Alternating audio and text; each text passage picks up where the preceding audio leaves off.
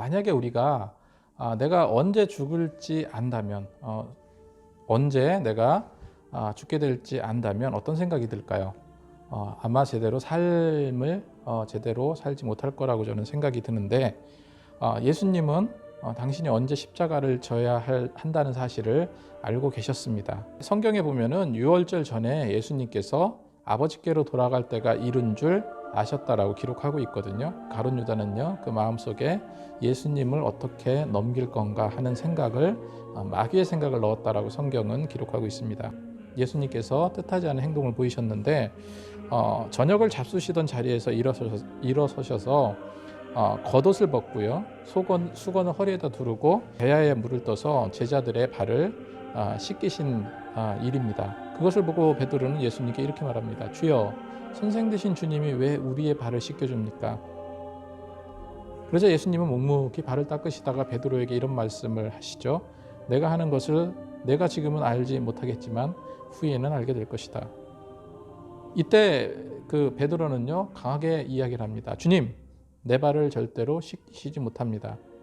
내가 너를 씻겨주지 않으면 내가 나와 아무 상관이 없다. 이렇게 주님께서 말씀하셨어요. 그렇게 말씀하시자 베드로는요, 그렇다면 주님과 관계가 되는 일이라면은 발뿐만 아니라 손과 머리도 씻어달라고 이렇게 이야기를 합니다. 그때 예수님은 이미 목욕한 자는 발밖에 씻을 필요가 없다라고 말씀하시고 발을 씻겨주세요. 예수님이 이렇게 말씀하신 것은 자기를 팔 자가 누구인지 아셨기 때문이에요. 예수님은 제자들의 발을 씻기신 후에 옷을 입고 다시 앉아서 제자들에게 말씀하셨어요.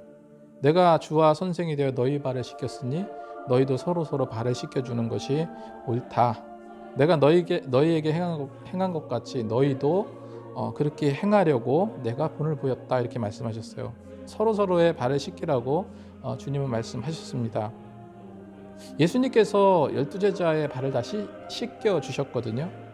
근데 자기를 팔 거를 뻔히 알고 있었던 가룟 유다의 다리도 씻겨 주셨습니다. 제자들은 예수님께서 시키시는 대로 유월절 준비를 했습니다. 날이 저물자 예수님은 12제자와 함께 이렇게 앉으셨어요.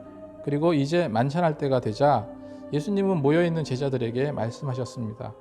이 자리에 앉아있는 너희 중에 누군가가 나를 팔게 될 것이다.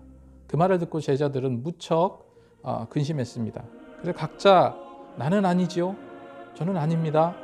베드로는 예수님의 가슴을 의지하여 예수님에게 묻습니다. 예수님, 도대체 그 자가 누굽니까? 내가 떡 한 조각을 적셔다 주는 자가 나를 팔 것이다 말씀하셨어요. 그렇게 예수님께서 말씀하시고 그 떡 한 조각을 떼서 가룟 유다에게 주었습니다. 예수님은 유다에게 말씀하셨어요. 직접적으로 말씀하셨습니다. 내가 하는 일을 속히 행하라.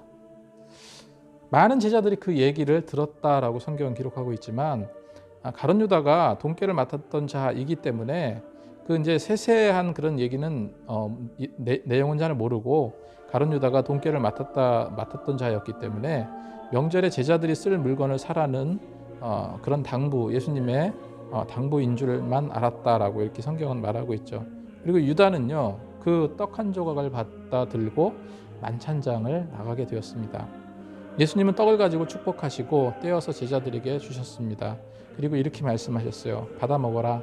이것은 너를 위해 준비하는 내 몸이라. 너희가 이를 행하여 나를 기념하라고 말씀하셨습니다. 예수님은 그렇게 말씀하시고 저녁을 먹은 후 또 잔을 가지시고 감사기도 하셨다라고 성경은 기록하고 있죠. 그리고 제자들에게 주면서 또 말씀하셨어요. 이것을 다 받아 먹어라. 이것은 죄사함을 얻게 하려고 많은 사람을 위해서 흘리는 바 나의 피, 곧 언약의 피다. 이렇게 말씀하셨습니다. 그리고 예수님은 제자들과 이렇게 마지막 만찬을 하시고 감람산으로 나아가셨습니다. 예수님의 마음이 얼마나 힘겹고 괴로우셨을까요? 마치 도살장에 끌려가는 어린 양과 같은 기분이셨을 것입니다.